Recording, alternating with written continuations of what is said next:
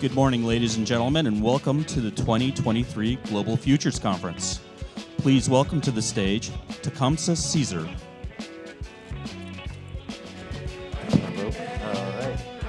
Ni Tompak, Tecumseh Natusawis, Genu Zid and Ishnabe Natusawis, Maswak Netshai, Wank Naham Netshai, Wank Siwa Naki Nitup. Hello, greetings, my friends and relatives. My name is Tecumseh. My spirit name is Genu Zid and Ishnabe, which means a man of large stature that gets bigger and bigger the closer you get to him. I come from the Matawak people, which is the original name of the people of Long Island, Queens, and Brooklyn, what we call Sewanee, the island of black shells. And from that, I come from the Matinecock, which are from Queens to Jamestown, Long Island. The Unkachuk, which is about mid-Long Island. There's a reservation called Coosapetuck in Maston. And then the Montaukett, who are all the way at the end of the island. Right now, we are on what we call Manhattan. Some of you may think I know no Algonquin or Algonquin language, but the word Manhattan actually derives from the word Manhattan, which refers to a hilly island. But traditionally where we are, it's important to acknowledge that we are on a place that would have never been developed. And so this would be all marshland right now. And I think it's important to acknowledge we as humans often think that we are the center of existence, but that is not the truth. In our creation stories, it's said that we were actually put here last after the animals and after the trees. And so when we acknowledge that and we see that, we think of what is the climate crisis that we have right now and what is our responsibility to healing that relationship with our relatives. How many people have heard of this island referred to as Turtle Island? Anybody? Most of you, right? So Turtle Island is Canada, what we call Canada at the top, the US in the middle, and Mexico and parts of the Caribbean at the bottom. And so in our creation story, it said that we as human beings, specifically in North America, were put on Turtle Island, and it said that during the second time that the earth was flooded, that this island grew. And that's where it's a very long story, but this is the abridged version. But it was the animals who saved us. It was the animals who grew this island. And so all of the borders that you see, if you really want to see a good map of it, Aaron Calapella has a map. It's called Tribal Nations Maps, and it shows all of the traditional names and tribes as much as he's found in his research, and it's really important to acknowledge those different things. So I'm going to start off with a little bit of a prayer, so everyone can stand up. You can put your cell phones down. You don't need to record this. This is just us acknowledging our relationship and giving thanks between us and Geje Manidu, the creator, or Kishala Moquain, the one who thought us into existence. And so just take this time to be present, no recordings or anything like that. And then I'm going to share with you a little bit more messages that when I put down my asema yesterday came to me that is important to share with you all. So, and I'll translate it into English afterwards. So if in a way, in your traditional ways, there is a way in which you pray as well, I invite you to do that. Of course, not loudly, so to disturb everybody else. Anishiki Shalamo Quang Almilian, Yong Pai Ki Squeak, Waknich, Walking, Wak, Walumbus, Walking, Wak, Nial, Walati, Wak, Nuikion. Anishiki Shalamo Quang Almilian, Gawaya Yasak, Wakawala, Shoshuk, Wak Namasak, Wakakosak. Anishiki Shalamo Quang Almilian, Kohamina, Wak Homahom, Sina, Wak Nicha, Nina, Wakachosamina. Anishiki Shalamo Quang Almilian, Yong Kai Ki Squeak, Wak Minya Bauswakan, and Kataleo, Medewa Manidu Lapi, Anishik. Han and then make Geshe Manidu, Han and then make Geshe Manidu, Han and then make Geshe Manidu, Amen Tapia. So what I've said in one of the languages in this area, I've given thanks for all of the things that we wake up in and that is naturally here. We give thanks for our Mother Earth, Kukanaki or Kakasanaki. We give thanks for the trees. We give thanks for the water, the nibi that gives us life. We give thanks for the insects. We give thanks for our grandmothers, our grandfathers, our ancestors, that they lived life so we could be here today. We give thanks for all of those beings in the water, those ocean beings, the ones that give us life, those shellfish. We give thanks for the regular fish. We give thanks for our relatives like the potop, those whales. We give thanks for the deer and the different animals, the insects, all of the beings, all of these different things. We give thanks for our grandmother, the moon. We give thanks for our brother, the sun, that warms us every day. And so all of the things that you can think of, that we instantly woke up today and we're here in existence, all of those things we give thanks for. And I give thanks for this life. I give thanks for being able to have another day on this earth, and just giving thanks for the ability to bring everyone here today. And at the end, we say Wame Nitabiag, which in my language means all my relations. So acknowledging that people have come here from those four directions, but also that we want to push those thanks out. And I also give thanks for and wanted to express my love for what we call Made Manidu. I am a Madewan man, and so there's a spirit that us as indigenous people, specifically as Native people, sits a little bit closer, so we can have guidance and always be in conversation with that being. So you all can sit. So where we are right now, Lower Manhattan is a place of trade. Why is it a place of trade? It was always a place of trade and gathering because for many parts of the year, it floods. And so nobody can naturally live there all year round. Nobody lived in Lower Manhattan all year round. The existence of building up different things to stop the ocean is fighting against the ocean. That is problematic. You're fighting against something that has been here for millions of years. It's not going to work. And so when we think about our existence, we have to think about how do we make sure that we are not just prioritizing the existence of human beings, but the existence of all of our animal relatives. And to help me explain this, this is a recreation of a wampum belt known as the one bowl, one spoon wampum belt. For those who don't know, something that is really important in this area are these quahog shells. And so if you've ever seen these beautiful deep purple quahog shells, one of my responsibilities in my community is that I am a wampum carver. And so I take these shells and I carve them into different traditional pieces, sometimes regalia pieces, often a lot of earrings, because the work, when I sell my work, it allows me to do my community work that is unfunded or funded by Spirit and Tobacco, which is just as important. So this one bowl, one spoon belt speaks to all of us. Everybody that has a belly button, raise your hand. So we all have belly buttons. So we know that in our traditional teaching, that belly button has a connection to what we call our kukana, right? The one who birthed us.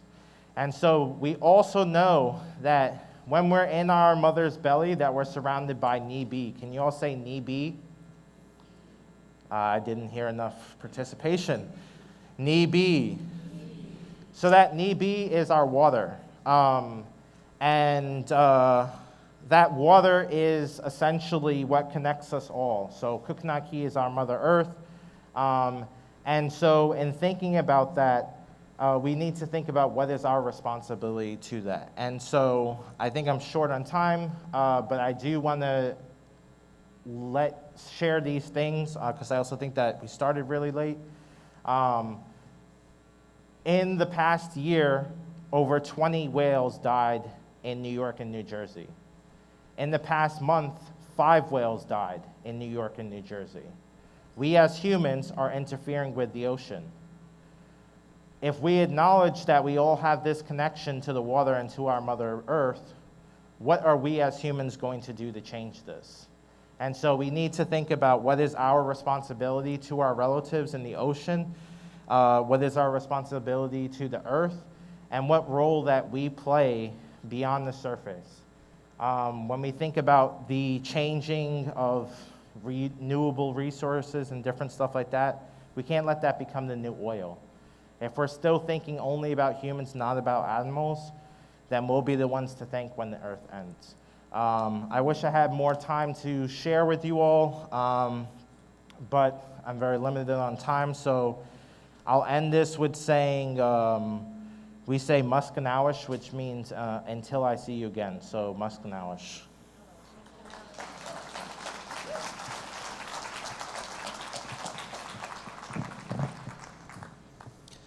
Please welcome co-chair of the conference and vice president and vice provost of Global Futures at Arizona State University, Peter Schlosser.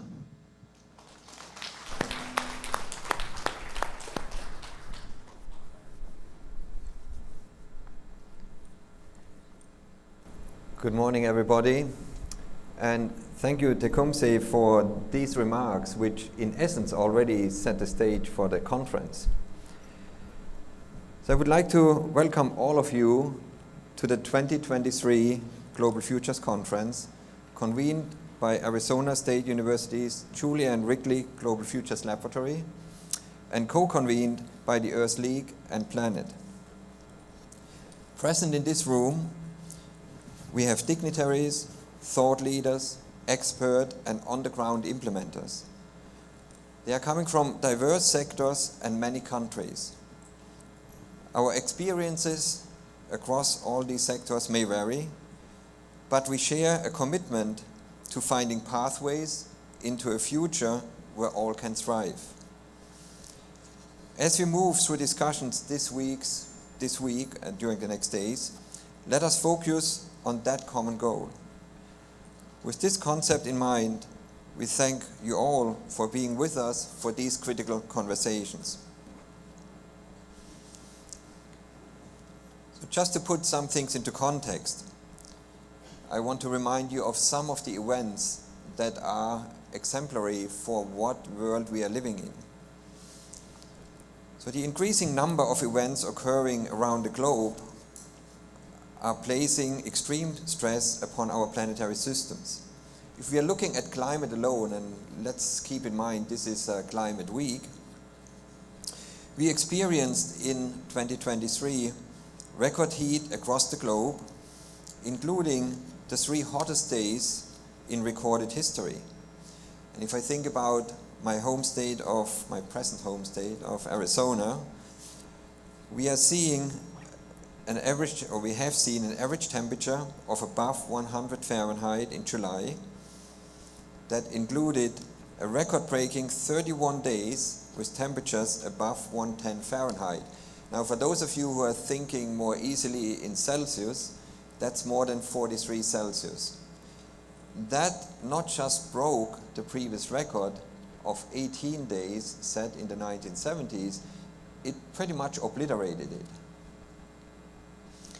We also witnessed wildfires in Hawaii, and right now we are seeing the tragedy of flooding in Libya. Tropical storms are occurring in Baja, Mexico and California, cyclones in Eastern Africa.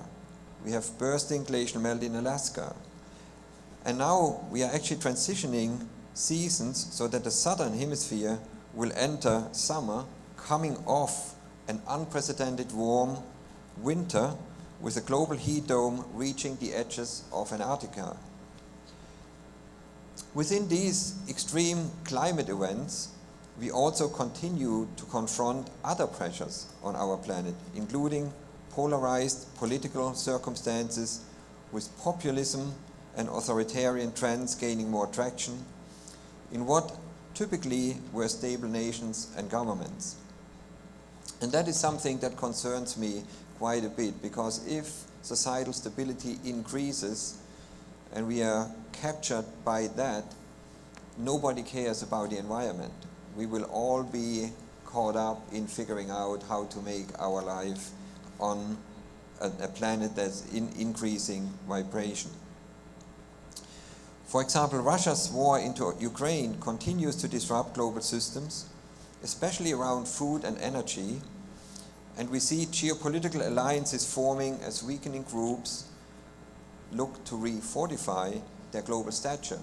And as we are meeting here across the island, there will be quite a few discussions around that conflict between Russia and Ukraine, and I'm sure you have heard about that in the news.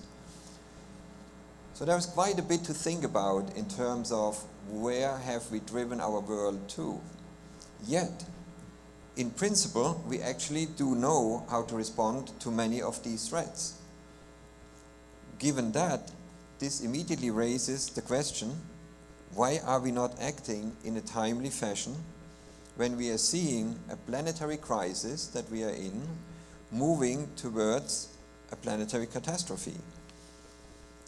And that at a time when COVID, which by the way is not yet gone, as many people would like to believe, has given us a taste of how devastating such a catastrophe on planetary scales could be. So this question and related ones is why we are convening this week here in this room.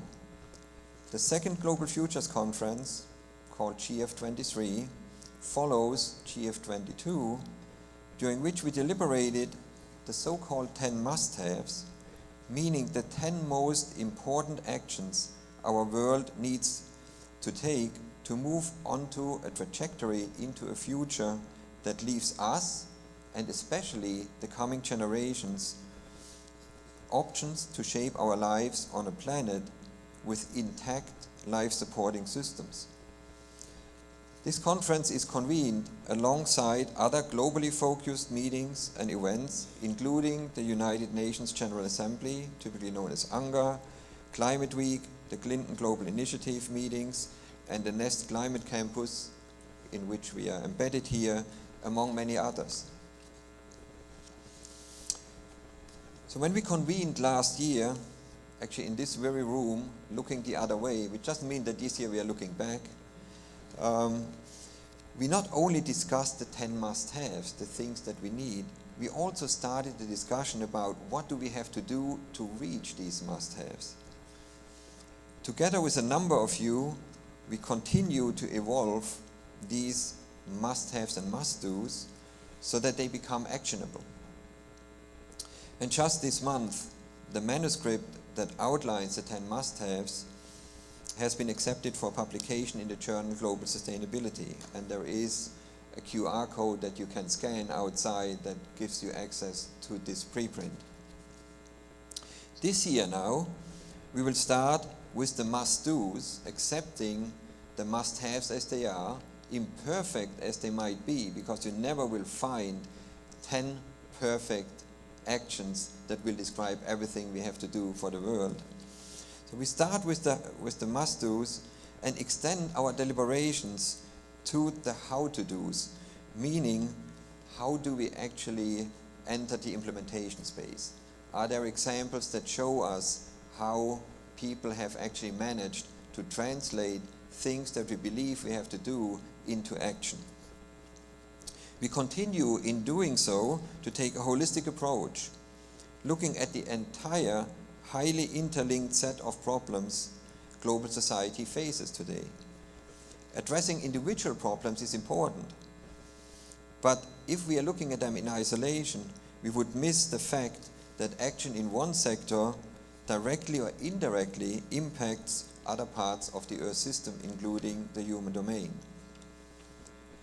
We are working on these challenges as an emerging alliance of like-minded entities. We hope to further strengthen this alliance during this meeting and after that meeting, and position it as a major voice in deliberations about which actions our world needs to leave the unsustainable trajectory it presently is on.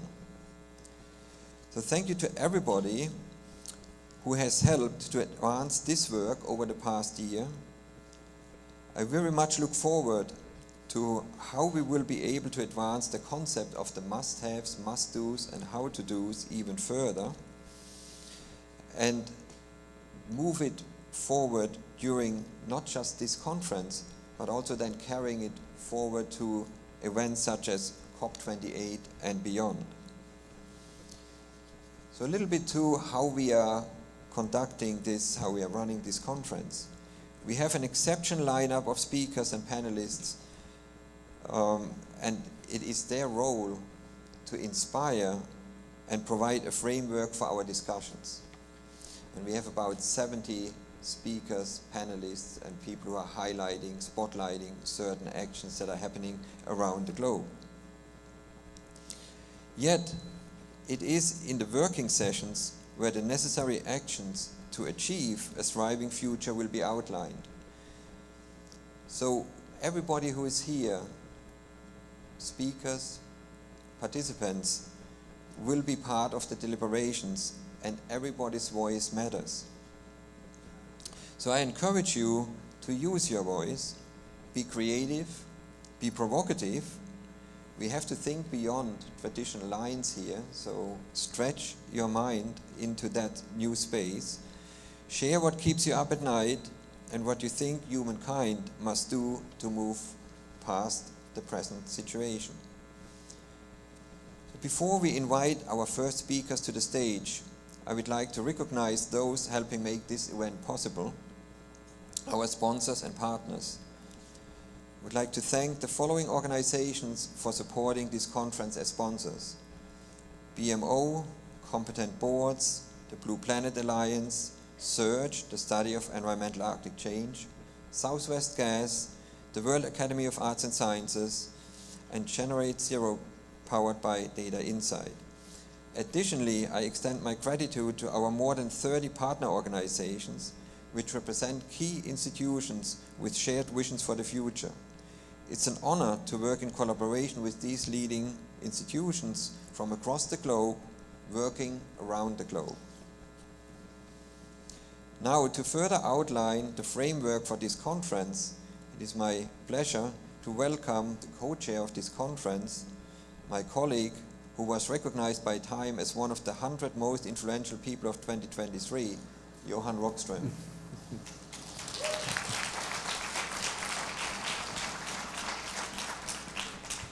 Yeah, thanks Peter, and good morning, everyone. And I really want to pick up on one of the key words that Peter shared, which is to, step out of our comfort zones and not hesitate to be provocative, because the origins of this whole idea of the Global Futures Conference and to identify must-haves is really grounded on the scientific evidence that we're moving in a very dangerous direction, that we have nothing less than a polycrisis on the horizon.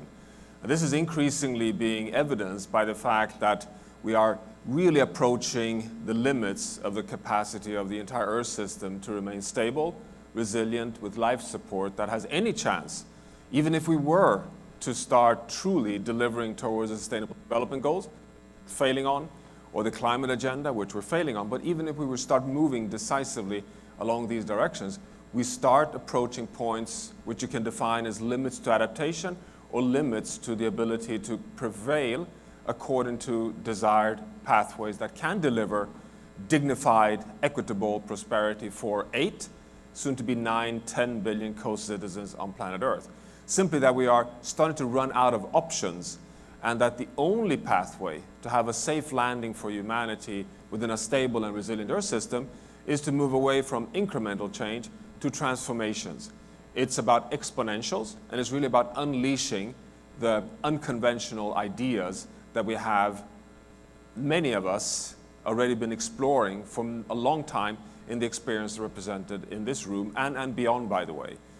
And much of this thinking behind the must-haves really comes from 30 years of resilience theory.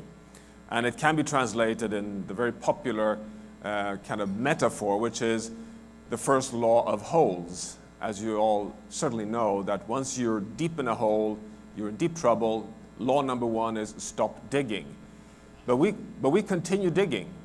And you saw the IMF numbers just last week showing that subsidies for the journey to stay on a status quo path on fossil fuel energy sources has risen from 5 trillion to 7 trillion US dollars per year.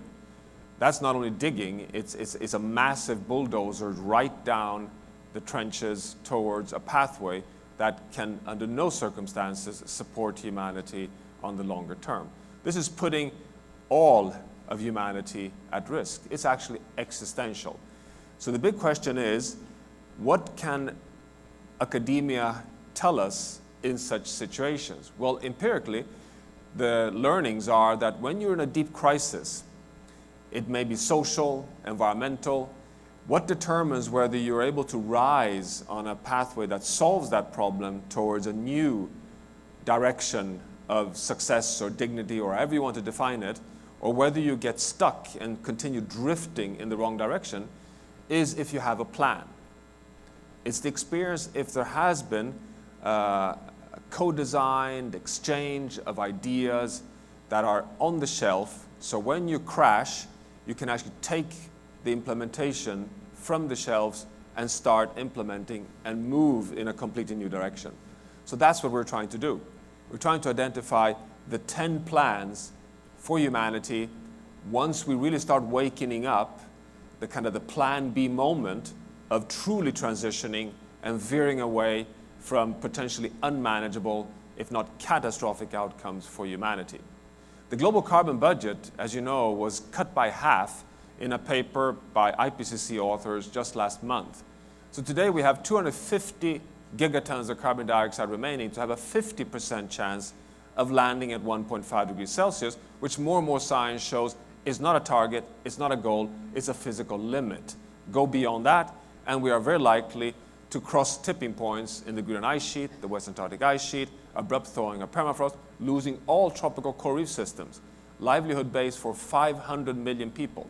I mean, just that is a kind of a moral threshold that I would argue is completely unacceptable for humanity. 250 gigatons of carbon dioxide, it's 6 years of emissions. It's this decade, and then we hit the wall. So this is the moment to recognize that there's no more space for mistakes or continuous incremental political jargoning around status quo. We simply must find ways to accelerate and scale. That's the charge. And at least I'm personally completely convinced that the world is starting to understand this. It's starting to sink in.